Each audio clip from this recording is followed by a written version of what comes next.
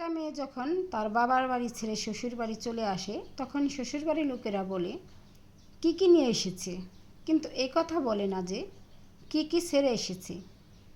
সেখানে কিন্তু তার মা বাবা ভাই বোন আর অনেক আত্মীয় স্বজন আছে, তারা কিন্তু তার খুব আপনজন।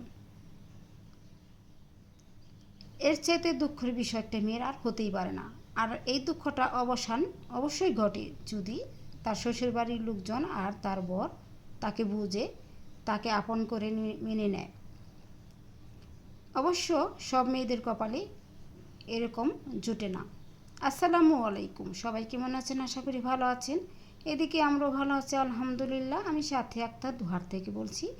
সাথে আক্তার চ্যানেল থেকে আপনাদের সবাইকে স্বাগতম। প্রতিবারের মতো আজও একটি ব্লগ ভিডিও নিয়ে হাজির হয়েছি। আশা করি আমার এই ভিডিওটি আপনাদের ভালো লাগবে। তো কোথাও স্কিপ না করে ভিডিও জুড়েই থাকবেন, অবশ্যই ভালো লাগবে। তো কোথাও স্কিপ না করে ভিডিওটি দেখার অনুরোধ করলাম, আর অবশ্যই লাইক দিয়ে ভিডিওটি দেখা শুরু করবেন। তো সকাল সকাল উঠে আমি আজকে সকাল নাস্তাটা করে নিলাম খুব সিম্পলভাবে। আর এই নাস্তাটা খুব সহজেই করা যায়, আমার ভালো লাগে আর আমি এটা শেয়ারও করি। তো সকাল নাস্তাটা করে আমার বেডরুমে যে বিছানাটা আছে সেটা পাল্টিয়ে অন্য একটা বিছানা পেতে নিলাম। আর এখন চলে আসলাম বিড়াল ছানাগুলো দেখতে। বিড়াল ছানাগুলো অনেক সুন্দর আর কিউট, ওরা খুব খেলছে, এটা দেখছি ভালোই লাগছে। তো এরকম বিড়াল ছানা দেখতে কার কার ভালো লাগে কমেন্টে দেখতে চাই। আর অবশ্যই আমার এই বিড়াল ছানাদের জন্য একটি লাইক তো পেতেই পারি, তো দয়া করে একটি লাইক দিবেন। এখন দুপুরে রান্নাতে চলে আসলাম। আজকে দুপুরে টমেটোর ভর্তা, আলুর ভর্তা, কাজলি মাছের তরকারি আর নতি রান্না করব ইলিশ মাছ দিয়ে। তো প্রথমে টমেটোগুলো আমি তেলে ভেজে নিচ্ছি আর অল্প একটু মশলা লবণ দিয়ে ভেজে নিলাম। এখন শুকনো মরিচটাও ভেজে নিচ্ছি। শুকনো মরিচটা ভেজে নেওয়ার পরে কিছু পেঁয়াজ কুচি ভেজে নিলাম, যেহেতু আমি আলুর ভর্তা আর টমেটো ভর্তা করব, আর এইভাবে ভর্তা করলে অনেক ভালো লাগে খেতে। আর এখন কাজলি মাছের তরকারিটা রান্না করছি। এখানে অল্প একটু বেগুন, আলু আর টমেটো দিয়ে তরকারিটা রান্না করছি। বেশ খেতে হয়েছিল কিন্তু। তো আমার কাজলি মাছের তরকারিটা হয়ে গেছে, দেখুন কত সুন্দর লাগছে। তো এখন তুলে নিচ্ছি। তুলে নেওয়া হয়ে গেছে। এখন আমি নতির তরকারিটা রান্না করব। আজকে আমি ইলিশ মাছের যে চুপা, মাথা, লেজা একটা পিস ছিল, সেটা ছোটো করে পিস করে আজকে নতিটা রান্না করব। তার নতিতে আমি অবশ্যই ডাল দিয়ে রান্না করব। তো তার জন্য মশলাগুলো আমি দিয়ে দিচ্ছি। মশলাগুলো দিয়ে কষিয়ে নেব। তো এখন আমি যে মাছগুলো পিস করে কেটে নিয়েছি ছোটো ছোটো করে, সেগুলো দিয়ে একটু কষিয়ে নিচ্ছি। তো কয়েকদিন ধরে ভাবছি যে আমি নতি রান্না করব, কিন্তু এর আগে আমি ডাল দিয়ে নতি রান্না করেছি আমার বরের জন্য, আর আজকে বর খাবে না, তার জন্য আমাদের জন্য মাছ দিয়ে রান্না করছি। আর আপনারা সবাই জানেন যে আমার বর মাছ মাংস খায় না, তো তার জন্য স্পেশাল করে রান্না করতে হয়। তো এখন কষিয়ে নিয়েছি ডালটা দিয়ে। ডালটা আমি আগেই ধুয়ে ভিজিয়ে নিয়েছিলাম, খুব সহজেই সিদ্ধ হয়ে যাবে।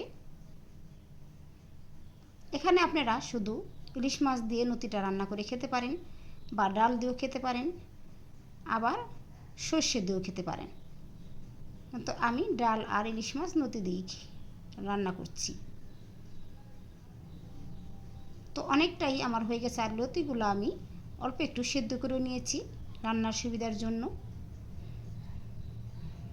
তো হয়ে গেছে আমার নতি।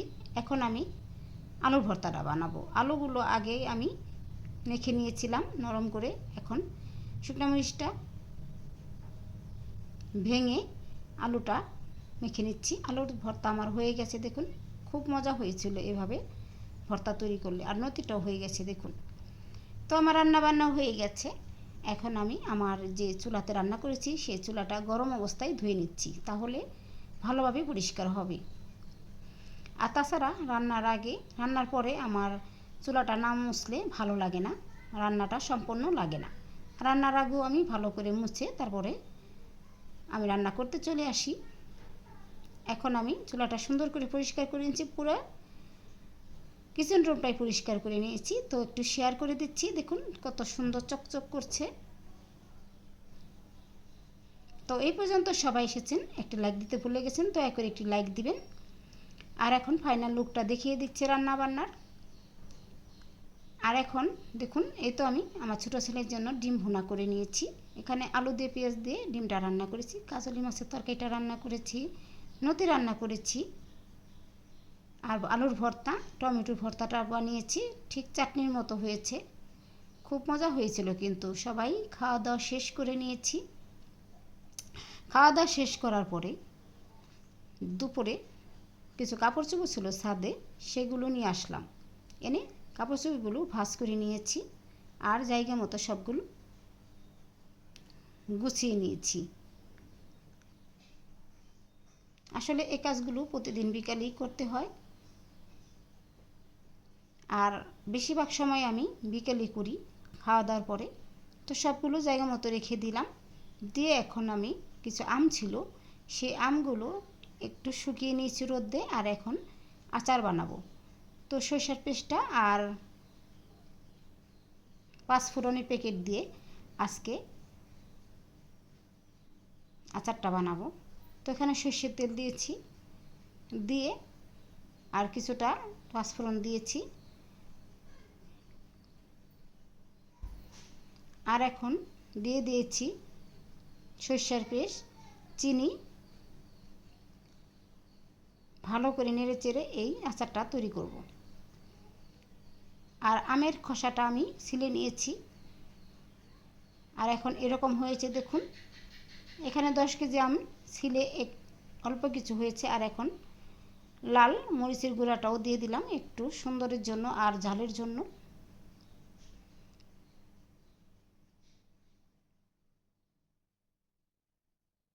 আর আমের সিজনে আচার না দিলে ভালো লাগে নাকি?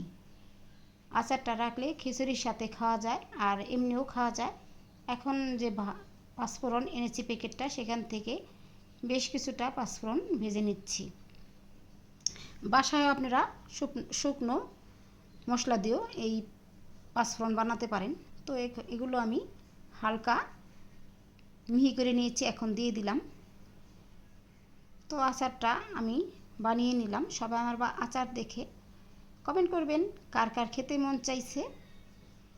তো আপনাদের কমেন্ট অনেক ভালো লাগে, আর বেশি ভালো লাগে সাবস্ক্রাইব করবেন। ভিডিওটি দেখার জন্য সবাইকে ধন্যবাদ। খুদা হাফেজ।